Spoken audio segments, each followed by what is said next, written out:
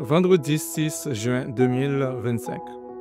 Jésus est venu afin de détruire les œuvres du diable. Jérémie Sourdril. Dieu est un Dieu de succès, de réussite. C'est un entrepreneur et ce qu'il entreprend, il le réussit. Dieu connaît à l'avance les besoins, il détermine des plans d'action, il est toujours loin devant et il le restera toujours. Ses pensées sont bien au-dessus de celles de l'homme inconverti. Nous qui sommes sauvés pouvons avoir les pensées de Dieu. Jérémie 29, verset 11. Car je connais les projets que j'ai formés sur vous, dit l'Éternel, projets de paix et non de malheur, afin de vous donner un avenir et de l'espérance. Dieu a de toute éternité déterminé des projets pour notre vie. Il a écrit quelque chose dans le ciel, quelque chose dans son cœur à notre sujet. Dieu n'est pas un homme pour bâtir sa maison sur du sable. Dieu avait un plan, celui de détruire les œuvres du diable. Le diable pensait surprendre Dieu lors de la révolte en le prenant de court, mais Dieu savait déjà. On pourrait se demander pourquoi, si Dieu le savait, il aurait créé tout cela. Dieu n'a pas voulu nous répondre directement. Nous sommes ses créatures et nous n'avons jamais à mettre Dieu au banc des accusés.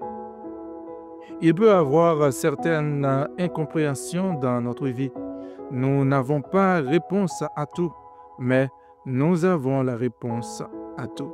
Jésus-Christ, Fils de Dieu, venu en chair, crucifié, mort et ressuscité, est puissant pour délivrer tout homme. Lorsque Jésus est venu, c'est ce qu'il a fait, c'est ce qu'il nous a montré. Cette femme prostituée qui avait peut-être été abusée dans sa jeunesse ou abandonnée a trouvé sa délivrance en Jésus.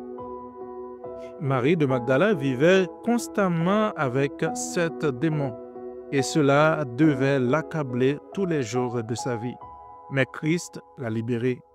L'homme de Gadara était entièrement possédé et là encore, Jésus détruisit les œuvres du diable dans sa vie. Il y eut encore ce père de famille dont le fils se jetait dans l'eau et dans le feu depuis son enfance. Quel désespoir il devait vivre! Ce père vivait dans un combat depuis des années. L'anxiété devait souvent le gagner, la crainte, la tristesse et les questionnements au sujet de ce qui arriverait à son fils. Matthieu 17, versets 14 et 15. Lorsqu'ils furent arrivés près de la foule, un homme vint se jeter à genoux devant Jésus et dit, « Seigneur, aie pitié de mon fils, qui est lunatique et qui souffre cruellement. Il tombe souvent dans le feu et souvent dans l'eau. » Cet homme était complètement désespéré. Il en avait assez. Il était désemparé. Il devait aller à un autre niveau. Un niveau au-delà de la crainte de l'homme et du « qu'en dira-t-on ». Ce qui lui importait plus que tout, c'était la délivrance de son fils. Il avait déjà été voir les disciples, mais il n'avait rien pu faire. Jésus, lui, le guérit. Matthieu 17, verset 18. Jésus parla sévèrement au démon qui sortit de lui et l'enfant fut guéri à l'heure même. J'aimerais vous dire que Jésus a la foi. Il a assez de foi pour détruire les œuvres du diable dans votre vie. Si vous n'avez pas de foi, prenez la foi de Jésus, prenez la sienne. Marchez dans la foi de Dieu. Jésus n'est pas impressionné par la tempête que vous traversez en ce moment, ni depuis combien de mois et d'années vous êtes dans cette tempête. Jésus est disposé à détruire et à exterminer toute œuvre du diable dans votre vie. Jésus n'aime pas laisser les gens en proie aux tourments et aux difficultés.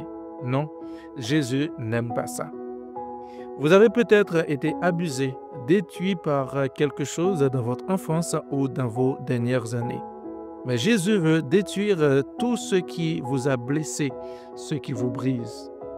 On ne raconte pas le passé des gens que Jésus a délivrés, si ce n'est que la Samaritaine eut 5 maris, car en fait, Jésus était plus attentionné à la délivrance qu'à l'origine des problèmes des gens.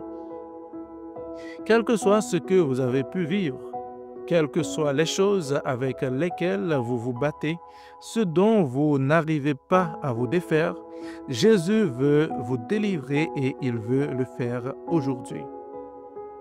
Jésus est le même aujourd'hui avant de l'être demain.